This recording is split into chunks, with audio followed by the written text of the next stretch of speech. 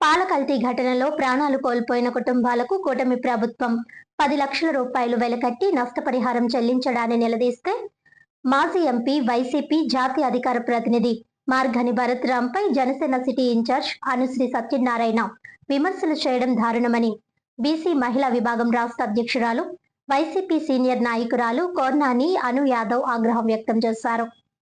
బాధితులకు న్యాయం చేయాలని అడిగితే అధికారంలో ఉన్న కూటమి ప్రభుత్వం తరపున అనుశ్రీ సత్యనారాయణ ఇష్టం వచ్చినట్టుగా మాట్లాడడం సరికాదన్నారు. స్థానిక క్వారీ మార్కెట్ జంక్షన్ సమీపంలో ఉన్న నివాసంలో మీడియాతో మాట్లాడారు.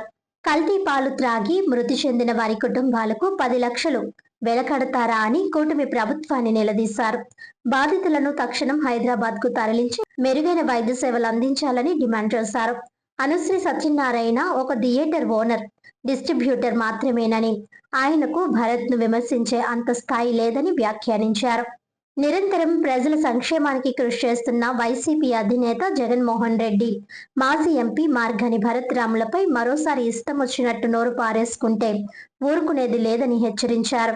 కూటమి ప్రభుత్వం కుట్రపూరితంగా ఎన్ని దొంగ కేసులు పెట్టినా భయపడేది లేదని స్పష్టం చేశారు. జగన్ నాయకత్వంలో మార్గని భరత్ రామ్ వెంటే నడుస్తామని తెలిపారు. భరత్ రామ్ ఈవీఎం ఎమ్మెల్యేల ఇసుక, మద్యం వ్యాపారాలు చేయడం లేదని ఎద్దేవా చేశారు. అనుశ్రీ సత్యనారాయణను ఒకసారి జనసేన పార్టీ నుంచి సస్పెండ్ చేస్తే మళ్లీ తిరిగి రావడానికి నానా తిప్పలు పడిన విషయం అందరికీ తెలిసిందేనని అన్నారు. పాల కల్తీ బాధితుల పట్ల ప్రభుత్వం చాలా నిర్లక్ష్యంగా వ్యవహరిస్తోందని, అంత చిత్తశుద్ధి ఉంటే హైదరాబాద్ లో మంచి ఆసుపత్రులు చాలా ఉన్నాయని అక్కడికి పంపి వైద్యం చేయించాలని డిమాండ్ చేశారు. కూటమి ప్రభుత్వ పాలనలో ప్రజలెవరూ ఆనందంగా లేరని, చాలా ఇబ్బందులు పడుతున్నారని అన్నారు. జగన్ గత 5 ఏళ్ల పాలనలో ప్రతి అడుగు ప్రజల కోసమే వేశారని, ఆయన అడుగుజాడల్లో ఎంపీగా మార్గాని భరత్ రామ్ ప్రజల సంక్షేమానికి ఎంత కష్టపడ్డారో ప్రజలకు బాగా తెలుసునని అన్నారు. రాజమండ్రి నగరాన్ని ఎంత బాగా తీర్చిదిద్దారో ప్రజలందరూ చూశారని అన్నారు. ఆ అభివృద్ధిని ఇప్పుడు అధికారంలో ఉన్న కూటమి ప్రభుత్వం సర్వనాశనం చేస్తుందని ధ్వజమెత్తారు.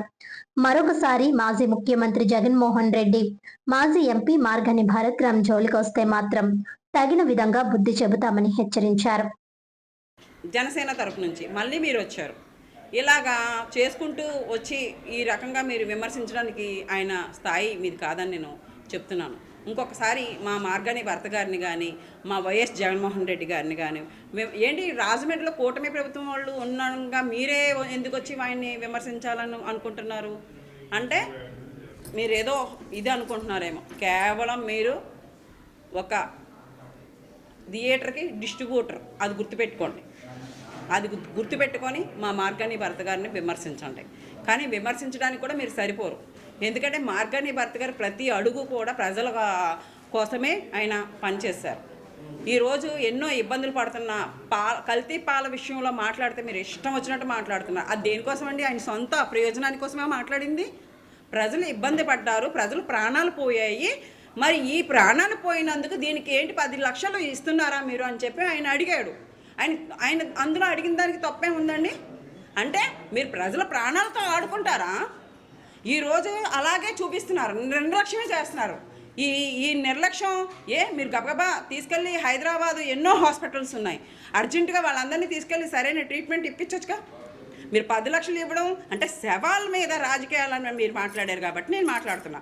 శవాల మీద డబ్బు పెట్టి మీరు రాజకీయాలు చేస్తారా? ప్రాణానికి విలువ కట్టేది 10 లక్షల.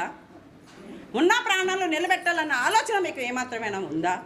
ఉండేటట్టయితే ఇమీడియట్గా మీరు హైదరాబాద్ తీసుకెళ్ళి ఆ యొక్క ఇంకా ఎంతమంది ఇబ్బంది పడుతున్నారో అక్కడ తీసుకెళ్ళి సరైన వైద్యం అందించాలని నేను కోరుకుంటున్నాను.